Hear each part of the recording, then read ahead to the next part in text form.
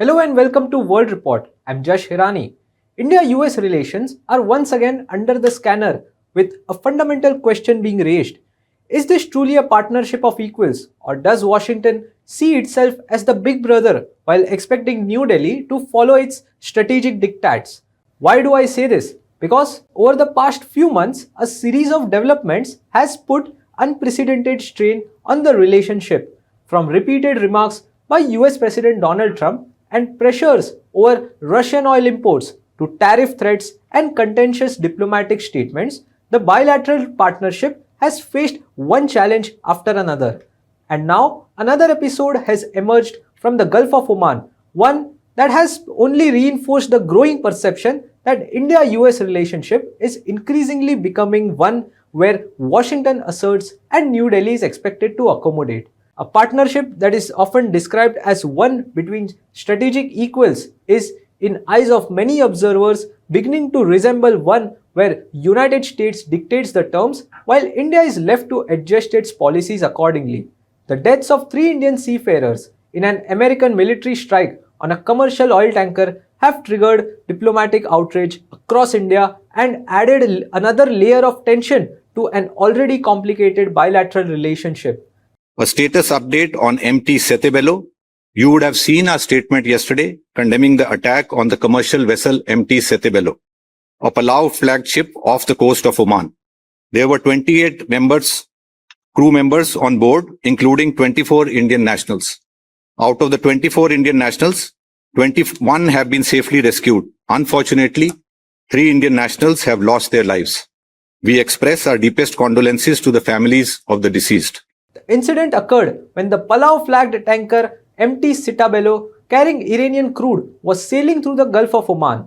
According to the United States military, its forces repeatedly instructed the vessel to comply with the blockade procedures.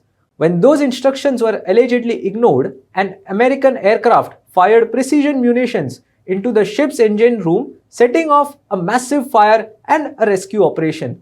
For India, however, the story is not merely about the enforcement of a blockade.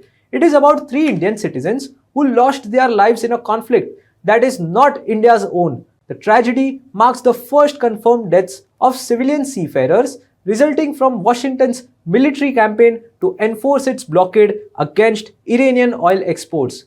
It has inevitably raised an uncomfortable question in New Delhi. Are Indian nationals becoming unintended casualties of America's geopolitical battles? The Modi government reacted. New Delhi lodged a strong diplomatic protest with Washington by summoning US chargé d'affaires Mr. Jason Meeks and urged that attacks on commercial ships cease immediately. The Ministry of External Affairs emphasized that the safety of civilian seafarers must not become collateral damage in an escalating regional conflict.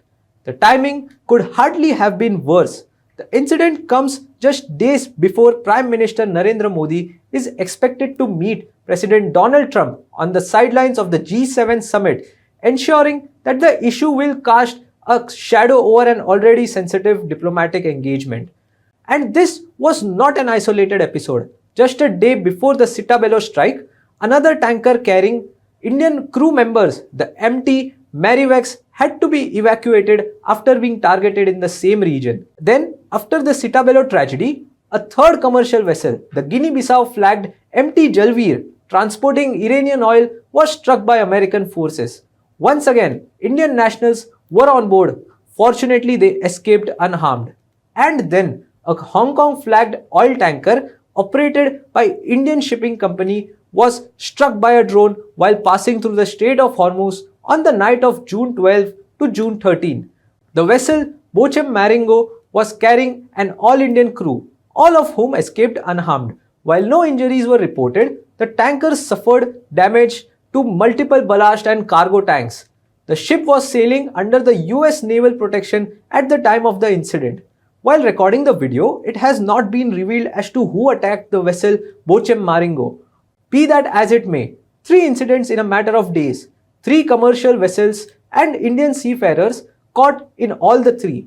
For a country that supplies one of the world's largest maritime workforces, this is no longer just a foreign policy issue. This is becoming a matter of national concern. And domestically too, PM Modi is facing mounting pressure to react to the US strikes that has taken away the lives of 3 Indian seafarers. For the strikes on MT Jalveer, for the second time in less than 48 hours, India summoned the US Charge d'Affaires Jason Meeks and lodged what the MEA itself described a strong protest over the repeated attacks by American naval forces on commercial vessels carrying Indian seafarers in the Gulf of Oman. Jason Meeks was called to the Ministry of External Affairs, where Additional Secretary K. Nagaraj Naidu conveyed India's concerns in person. What makes this development particularly significant is the language used by the ministry itself. The MEA, which traditionally avoids using the word summoned in its official statements regarding foreign diplomats, chose to do so on this occasion, an indication of the seriousness with which New Delhi views the matter. The official statement said, the US Charge d'Affaires Jason Meeks was summoned to the Ministry of External Affairs today. A strong protest was lodged with him regarding the continuing attacks by US naval forces on commercial vessels carrying Indian mariners in the Gulf of Oman, which have already resulted in the tragic and avoidable loss of 3 Indian lives. The ministry once again conveyed its deep concern over the use of lethal and deadly force against civilian shipping. Such actions are unacceptable and undermine the safety, security, stability of international maritime commerce in a sensitive region at a difficult time. The ministry further stated, the US Charge d'Affaires was requested to convey India's strong concerns to his authorities and to ensure that US forces operating in the region take all necessary measures to prevent the loss of civilian lives. Following these developments, a conversation took place between US Secretary of State Marco Rubio and India's External Affairs Minister Dr. S. Jaishankar. After the call, the US Department issued a press release outlining the broad contours of the discussion. The statement read, Secretary of State Marco Rubio spoke yesterday with Indian External Affairs Minister Dr. S. Jaishankar. The two officials discussed the recent events in the Strait of Hormuz. The Secretary stressed that all commercial vessels should immediately comply with orders from US forces as they seek to uphold peace and security in the Strait. He underscored that violations of the US blockade and the illicit transport of Iranian oil will not be tolerated. The American statement, however, only added fuel to the fire. The Modi government was already facing intense criticism at home over the deaths of 3 Indian seafarers in the US strikes. But the language of the Washington's press release made matters worse. Instead of expressing condolences, regret, or even acknowledging the loss of Indian lives, the statement focused almost entirely on justifying the actions of US forces and reiterating that violations of the American blockade would not be tolerated. That did not go down well in New Delhi. Critics argue that when 3 Indian citizens lose their life in the military operations carried out by a strategic partner, the very least one expects is an expression of sympathy or remorse. Instead, the official American response was viewed by many as cold, clinical, and dismissive, prioritizing the enforcement of its blockade over the tragic loss of Indian lives. The absence of an apology was one issue, the absence of regret was another. And together, they reinforced the growing perception that while Washington expects India to be sensitive to American strategic concerns, it is not always willing to display the same sensitivity when Indian interests or Indian lives are at stake.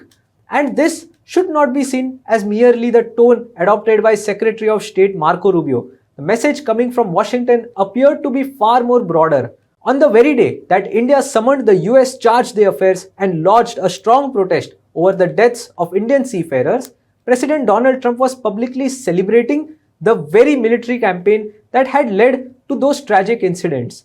You know, I can say it now. Something you didn't know. Do you know we've been taking out millions of barrels of oil? Nobody knows it. You know who doesn't know about it?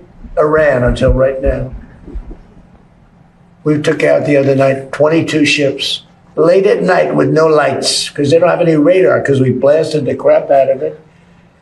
We took out, that's why oil's $85 a barrel. For many in India, the optics could not have been more striking. At a time when New Delhi was mourning the loss of its citizens and demanding accountability, the White House appeared more focused on projecting strength and defending its blockade than acknowledging the human costs of its actions. And the growing resentment towards the United States is no longer confined to television debates or social media discussions. It is beginning to find expression on the streets as well. In a recent incident in Delhi, several auto rickshaw drivers were seen tearing off large Freedom 250 stickers that had been posted on their vehicles as a campaign marking the 250th anniversary of the American independence. ऊपर वाला रहने दो, 200-400 रुपए चाहिए वो भी दे देते हैं तुझे। ये भाई अमेरिका का कोई भी ऑटो पे वो मत लगाओ जो ये प्रचार करवा रहा है। हमारे वहाँ पे मारे जा रहे हैं, हमारे भारतीयों को मारा जा रहा है। हिंदुस्तान जिंदाबाद, हिंदुस्तान जिंदाबाद। पैसे ले लो तब ये कोई बात नहीं, पैसे हमारा तिरंगा भाड़ेगा, हमारे देश का तिरंगा भाड़ा है। Whether symbolic or spontaneous, the visuals reflected a section of public opinion that appears increasingly frustrated with Washington's recent actions and rhetoric towards India. It may be a small incident in a larger geopolitical landscape, but it carries a powerful message: public sentiment matters.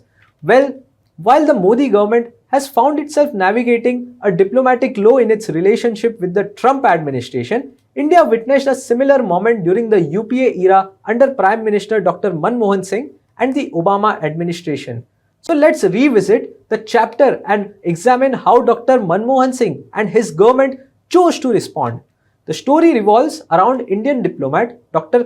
Devyani Khobragade, whose arrest in the United States in 2013 triggered one of the biggest diplomatic crises between New Delhi and Washington in recent decades. At the time, Dr. Khobragade was serving as India's acting consul general in New York. American authorities accused her of visa fraud and making false statements in connection with the employment of her domestic worker. A federal grand jury subsequently indicted her on those charges. But in India, the controversy was never just about the allegations. It was about the manner in which an Indian diplomat was treated by American authorities. After dropping her kid to school in Manhattan, Dr. Khobragade was arrested in public by officials of the US State Department's Diplomatic Security Service. She was handcuffed, taken into custody, fingerprinted, subjected to strip search and body cavity search, and placed in a holding cell alongside other detainees before being produced before a court and was later released on bail. I broke down many times as the indignities of repeated handcuffing, stripping and cavity searches, swabbing in a holdup with common criminals and drug addicts were all being imposed upon me despite my incessant assertions of immunity, Khobragade wrote in an email. US prosecutors accused her of submitting false information while obtaining a work visa for a domestic worker, alleging that although official documents stated the maid would receive a monthly salary of $4,500, she was in fact paid $573 a month, or around $3 an hour, much lower than the New York State minimum wage of over $7 an hour. Officers from the US State Department's Diplomatic Security Service took her into custody on a public street in New York. She was subsequently handcuffed, fingerprinted, strip searched, and placed in a holding cell alongside other detainees by US Marshals before being produced before a federal court, where she was later granted bail. The United States maintains that she had been treated according to standard procedure. India was unconvinced. The incident quickly escalated into a full-fledged diplomatic standoff, with New Delhi viewing the treatment of one of its diplomats as an affront to country's dignity and sovereignty. The Manmohan Singh government responded with firmness.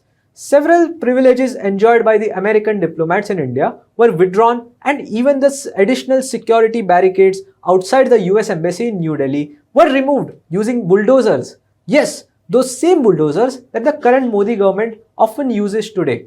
Ironically, while Washington has often projected itself as uncompromising when it comes to enforcing its laws against foreign diplomats, there have also been instances where American diplomats accused of far more serious offenses have enjoyed diplomatic protection. The case of Raymond Allen Davis, an American contractor, is frequently cited in this context. Accused of fatally shooting two Pakistanis, Davis was ultimately granted diplomatic protection by the United States and allowed to leave Pakistan, reinforcing perceptions that Washington applies one standard to itself and another to the rest of the world. Coming back to the Khobragade episode, the political messaging from New Delhi was unequivocal. Then Union Minister Kamal Nath said, "We will not accept any formality or token gesture. There must be a clear and explicit apology and the charges should be dropped.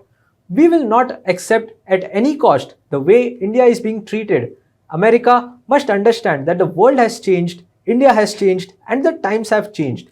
There was no ambiguity in that position. The then UPA government chose to publicly and forcefully articulate India's displeasure, making it clear that issues concerning the dignity of Indian citizens and officials would not be brushed under the carpet in the name of strategic partnership. Following this, the then United States Secretary of State John Kerry expressed regret over handling of the arrest of Indian diplomat Devyani Khobragade in a phone call to the then NSA Jaishankar Menon. And you know what? Dr. Jaishankar was then India's ambassador to the US, who played a key role to sort out this fiasco and get the India-US relations back on track. And that is precisely where many critics see contrast with the present moment. Today, after the deaths of Indian seafarers in US military strikes and amid mounting diplomatic friction, a section of public opinion believes that New Delhi should adopt a similar vocal and uncompromising stance. Summoning diplomats and lodging protests is one part of diplomacy, but many argue that when Indian lives are lost or Indian interests are challenged, the government must also communicate its position with the same clarity and conviction that it displayed during the Khobragade episode. Whether that comparison is entirely fair is open to debate, but the fact that the comparison is being made at all reflects a larger public expectation that strategic partnership should never come at the cost of national self-respect and that India's response should be as assertive as its global ambitions. And the concerns surrounding the safety of Indians in the United States are not limited to the recent military incidents in the Gulf. Over the past few years, there has been growing anxiety over attacks involving members of Indian diaspora, with several incidents raising questions about the security of Indian nationals living and working in America. Take the case of the 28-year-old Anshul Kuncha from Telangana. He was shot dead in Philadelphia while delivering a pizza.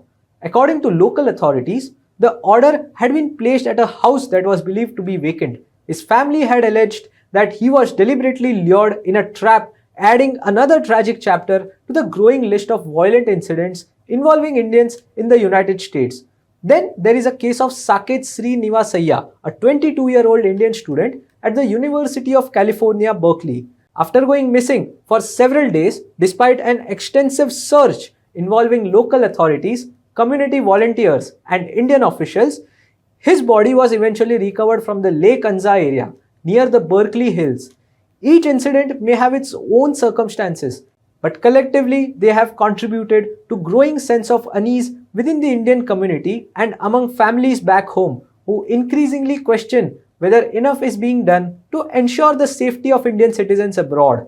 What makes this debate even more poignant is the promise printed inside every Indian passport. It reads, "These are to request and require in the name of the President of the Republic of India, all those to whom it may concern, to allow the bearer to pass freely without let or hindrance and to afford him or her every assistance and protection of which he or she may stand in need."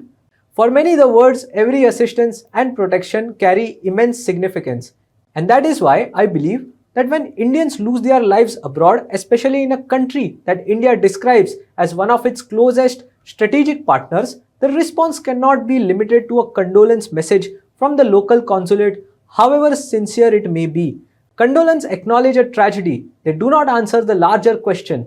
As I conclude this report, I am left with one uncomfortable question. If India is choosing to stand closer to the American-Israeli camp in the ongoing US-Iran conflict, then what is it getting in return? Because the headlines over the past few months have not been about mutual respect. They have been about tariff threats, pressure over Russian oil, controversial remarks from Washington, and now the deaths of Indian sailors in American military strikes on commercial vessels. Friendship between nations cannot be a one-way street. If India is expected to be sensitive to American strategic interests, then America must be equally sensitive to Indian lives and Indian concerns. Otherwise, New Delhi must ask itself whether it is backing a camp that is willing to protect India's interests or merely expecting India to protect its own. That's all for today's World Report. Till I see you next time with another topic in hand. Thanks for watching.